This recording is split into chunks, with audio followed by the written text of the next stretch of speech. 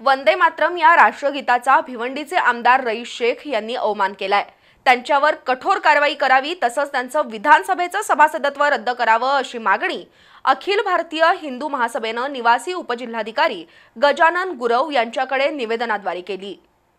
वंदे मातरम हे राष्ट्रीय गीत शैक्षणिक संस्थांमध्ये गायनाची सक्ती रद्द करण्याची मागणी भिवंडी पूर्व मतदारसंघाचे आमदार रईस शेख यांनी 30 ऑक्टोबर 2025 रोजी मुख्यमंत्री कार्यालयाकडे पत्राद्वारे केली होती।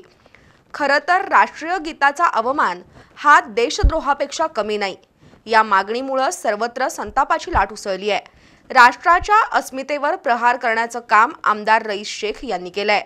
वंदे मातरम हे फक्त गाणं नाही तर स्वातंत्र्य संग्रामाची रणगर्जना आहे। या विरोधात भूमिका घेणं म्हणजे भारत मातेचा आणि देशभक्तीचा अवमान आहे असं मत अखिल भारतीय हिंदू महासभेच्या पदाधिकाऱ्यांनी व्यक्त केलं। शुक्रवारी हिंदू महासभेच्या वतीनं या संदर्भातील निवेदन निवासी उपजिल्हाधिकारी गजानन गुरव यांना देण्यात आलं। आमदार रईस शेख यांच्यावर कठोर कारवाई करावी तसंच त्यांची आमदारकी रद्द करण्याची मागणी निवेदनाद्वारे केली।